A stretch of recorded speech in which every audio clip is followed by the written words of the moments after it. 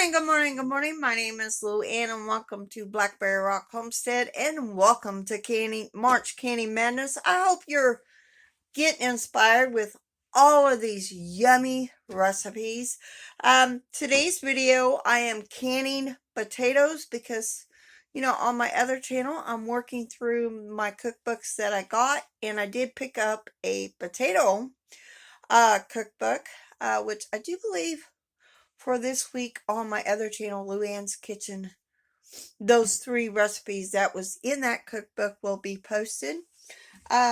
So today's, I'm canning potatoes. Yep, I'm canning a potato recipe I've never done before. Mediterranean potatoes. I have canned the herb potatoes, and I'll try to put the photo of the book where I got this recipe at. So let's turn the camera around and let's get to canning. So for each jar, I'm doing 5 pints. This recipe calls for either 2 1-quart jars or 4 1-pint jars. I've already washed and make sure there ain't no cracks in there since this recipe is a pressure canner. On each jar, we're going to put 2 teaspoons of salt. And I am using canning salt.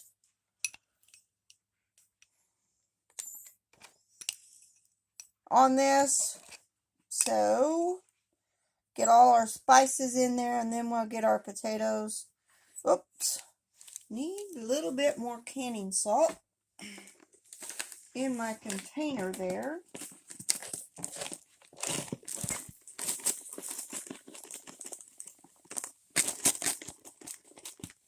You always want to, from what I've heard, like you want your salt or your pepper in another little bowl so you kind of know what's what. So I got 5. I'm going to leave that one out for right now. And then we need a teaspoon of ground black pepper in each jar. And I may on this just grind it up or whatever, because I'm using fresh ground pepper on this. And then the next, we're going to add 2 teaspoons of oregano. I got ground oregano. I don't have the leaf one, so, and I forgot to grab a lemon,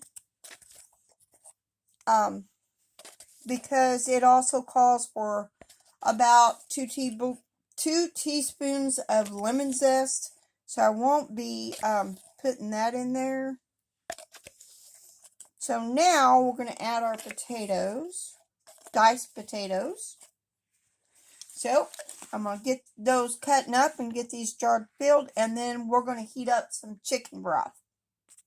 Jar, you're going to add about a 1/2 cup. I'm adding a 1/2 cup. The rest of chopped onions. I'm using red onions because that's what I got because they were cheaper. And then we're going to add our chicken broth on there. So I'm going to finish filling these jars up, and then we will be putting some chicken broth. You can also use veggie broth or beef broth. I'm using chicken broth today.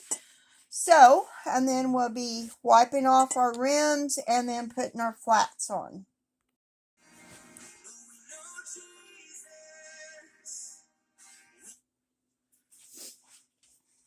Oops! So, now we need to put our flats on. I've already wiped the rims off with vinegar. We got wide mouth. There's 3 wide mouths. Flats. And then we're going to put, there's 1 regular mouth. And I hope you could see the difference between the regular mouth and the other ones. The regular, hold on. This is a wide mouth, and this is a regular mouth. So that's what sizes your jars come in. Now we need to put the lids on, finger tight. and put it in our canner, our pressure canner that has been heating up, which I just turned on. I'm kind of late to the party today. It's been a busy morning. Let me show you, just finger tight. You don't want them all the way tight. You just want finger tight. And put it in the pressure canner. So this will be 4-pint jars on my shelf for Mediterranean potatoes. On my pressure canner, I have 2 arrows, and then we just line it up there. And then I need to wait until it is about 10 minutes of shooting little steam. And this little button right here will go up usually after the 10 minutes. And then I will be putting weight on. I think it's 10 pounds. Hold on. Yes, it's 10 pounds of pressure for my altitude. You want to make sure you check that.